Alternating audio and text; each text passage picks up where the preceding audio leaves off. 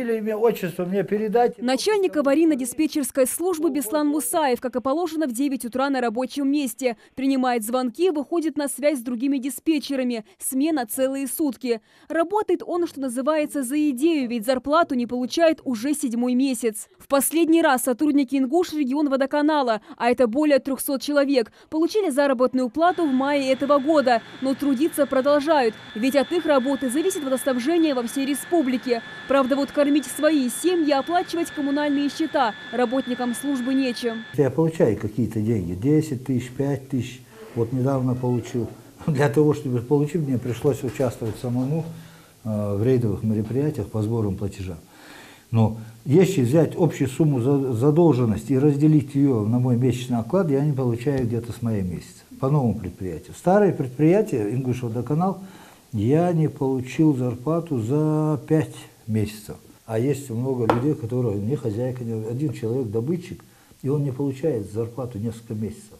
На предприятии Беслан Мусаев работает уже 18 лет. Вначале это был ГПВК «Водоканал». В 2012 году организация была ликвидирована и была создана компания «Ингушводоканал» с задолженностью более 600 миллионов рублей, из которых 19 – это невыплаченная заработная плата. В декабре 2016 года предприятие было признано банкротом, и на его месте был создан Ингушрегионводоканал. За почти что 2 года уже новая организация задолжала кредиторам 300 миллионов рублей, из них 27 миллионов – зарплата сотрудников. Диспетчер Адам Барахоев пришел чуть позже своего начальника, но из-за его 12-летний стаж успели смениться не один десяток руководителей, и никому из них не удалось вывести республиканский водоканал из кризиса.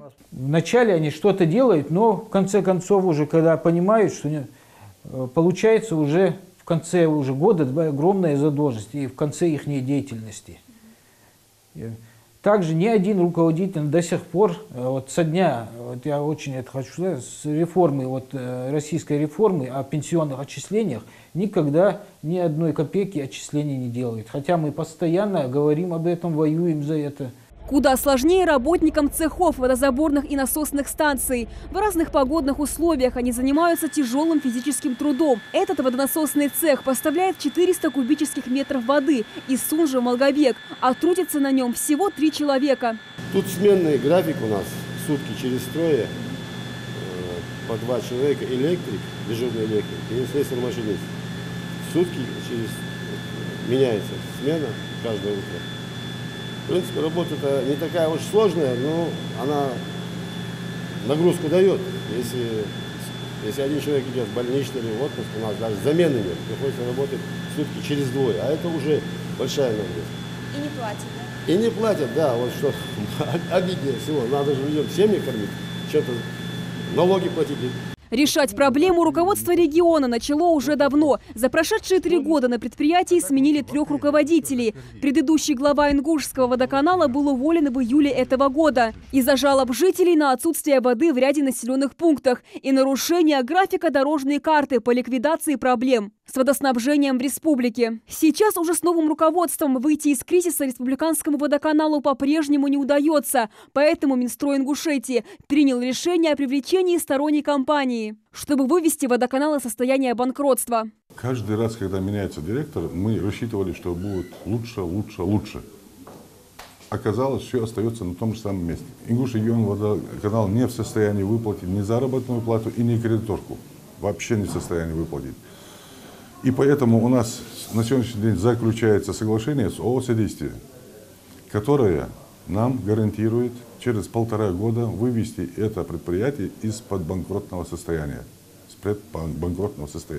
ООО «Содействие» – ведущая компания из Нижнего Новгорода, оказывает юридическую помощь физическим и юридическим лицам. Директор фирмы уже изучил часть документации республиканского водоканала. На его взгляд, основные проблемы – это износ основных сетей. Они находятся на грани. Вторая причина – неправильная кадровая политика и большой расход электроэнергии. Ну а самое главное, что ГУП «Ингушрегионводоканал» остается на балансе нашей республики. Амина Бокова, Асхаб Белакиев, Новости 24.